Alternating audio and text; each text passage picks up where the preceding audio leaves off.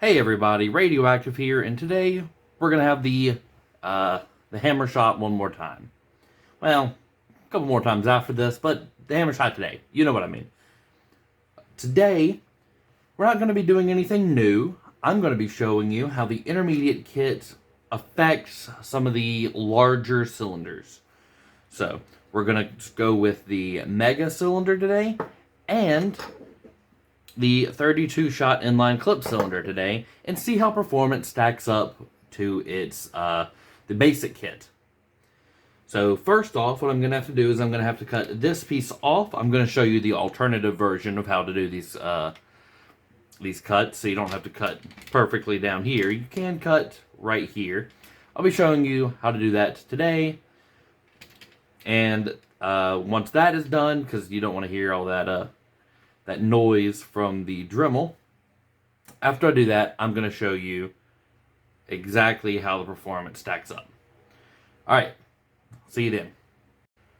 Alright, now that I've made the one required cut, taken the front post off of here, removed the screw from the post, we can now toss this. We no longer need it. It's no longer useful to us unless you want to use it as some scrap plastic of some sort.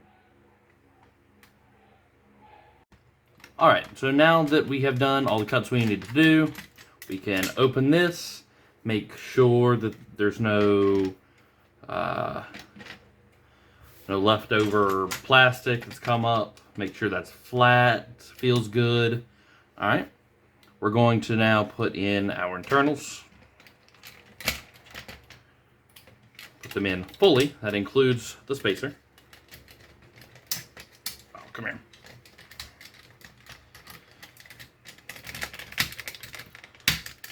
Alright, and then we're going to put in our cylinder.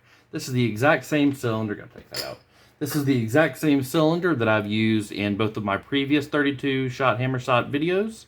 So it should work just as fine as before. Let's put in our cylinder. Put in our front post.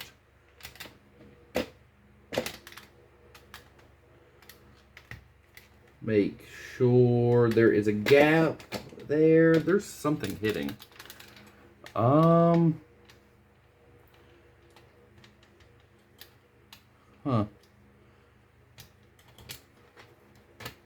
Interesting.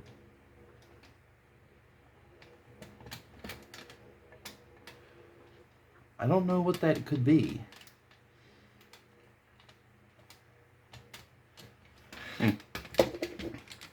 Well, let's hope that doesn't affect our rotation.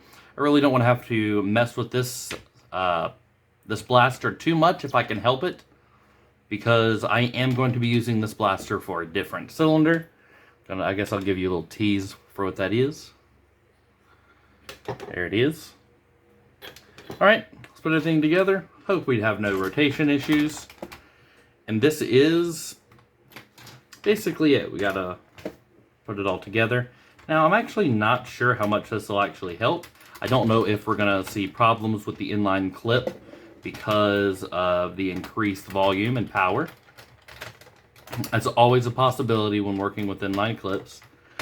I really, really do like the way that this looks with the underbarrel support looking the way it is. It's actually quite nice. I doubt it would look that great with the hand cannon upper, but that might be something that I check out at some point. Reminder to myself to get an image of this for the thumbnail.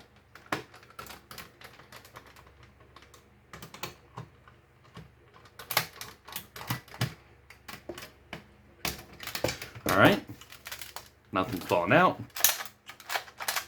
no rotation at all.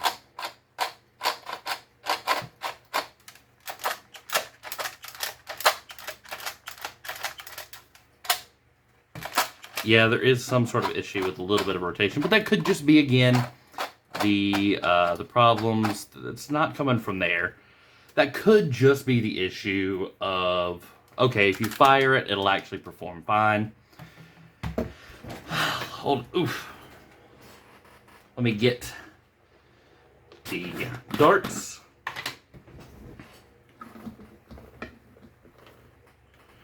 That should probably be close. All right, now let's fill this up. You're gonna have to suffer through this one more time.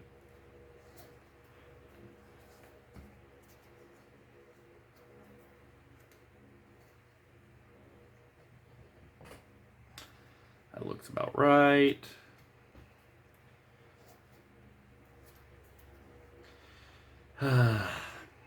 This is the price you pay for capacity. The increased reload time. Now, you can probably get really good at doing this. I haven't tried any other techniques for increasing the speed or whatever else. Like, I haven't tried basically how you do shotguns in competitive. I haven't tried putting in like 2 at a time and picking up 2 at a time. We're just doing 1 at a time, and the slowest reload for a pistol that you could probably actually have, except for if you somehow got your hands on my 40 shot inline clip cylinder Hammershot, which I could probably actually consider doing that again. Simply for the reason, if this 32 performs really well with the intermediate kit, then the 40 might actually perform decently, especially because of the improvements I've made to the Hammershot itself in terms of power. So yeah, the reason why the 40 never made it out is because of the power requirements. It was getting like lows of like 40 FPS and highs of, shoot, I don't even remember. It was probably in the 60s, and that was with an 8 kilogram spring. So, all right, now that we've got this loaded, we've got everything put together. The rotation could still be a problem, but you can improve that. You can fix it. Let's see what performance we can expect. So, lined up. 72.5. Rotated. 70.7. 63.5. 64. 67.3. 71.4. 68.9. And 68. All right. Let me gather these darts so they don't roll off underneath the desk and get screwed up. And go down, shot memory. So 72.5, 70.7, 63.5, 64, 67.3, 71.4, 68.9, and 68. It seems like we do have about elite performance. Now, don't actually remember what the performance was like with the previous set. I'll probably put that somewhere in the video as I'm doing these. So I'll do the average for each set of 8, according to how the basic kit fired them. Let me just make sure. So it does seem like a lot of these darts did partially go into the barrel. So, all right, seat them.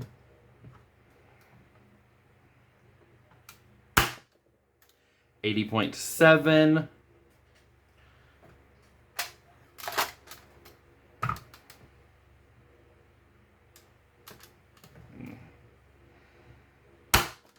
81.2, 77.1,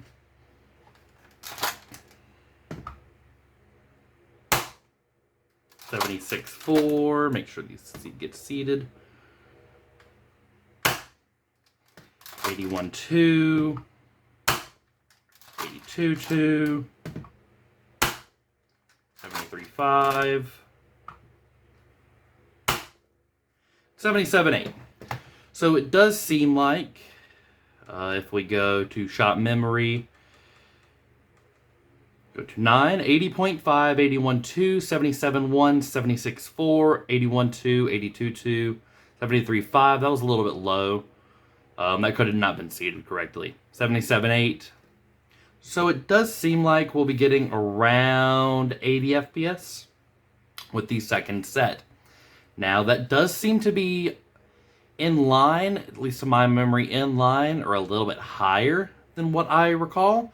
But that was actually about where it maxed out previously. So let's see what it does. And it does seem like almost all, except for one of them, did seat themselves in the barrel as we would expect them to. All right, now let's get set 3. 86.7, 74.6, 74, or sorry, that was 84.6 and this was 74. 64.7. That's not shotgunning them. Interesting. Maybe those are hitting?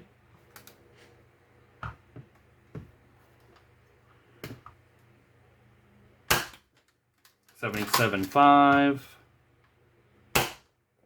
83.1, 81.4, and 78.4. Interesting. So it does seem to be in line, maybe a little bit higher. 86.7, 84.6, 74. 67.7, so those could have not been seated correctly, or there could have been another issue, such as it could have hit the side of the chronograph. 77.5, 83.1, 81.4, and 78.4, so it does seem to be about 80 FPS again. And now let's do our final set. Let's make sure. It seems like only half of them actually seated themselves. So let's flick. And see, this one actually pulled itself back down. So, got to flick afterwards. And that didn't... Yeah, you got to make sure the flick is correct. If you don't put enough oomph into it, it's not going to move. That can be fixed a little bit with making sure the barrels don't have any artifacts in them. I did do that, but that could have just been the way it is. 85.3, stayed seated. 74.9, did stay seated, okay. 84.4, 79.9, 93.6, 85, 86, 72.7, and that is all the shots. As you can see, we never had a problem to rotate, and I think I did lose a dart down there somewhere. Whatever, it's not a good firing demo if you don't lose a dart at some point. Alright, let's go to shot memory one more time. We're going to go down to this 85.3, 74.9, 84.4, 79.9, 93.6. That was an interesting one. 85, 86, 72.7. Again, could have not been seated correctly. Could have hit the side. So it does seem like that one actually went up to mid 80s. So very interesting results. I do really enjoy the look of this. It's actually very nice. So now I'm going to put the mega cylinder in this and come back to you once that's finished to show you the firing and the results of that. Alright, Now, you can see, I don't think this one looks as good the way it is. I think it looks better with this cut all the way back.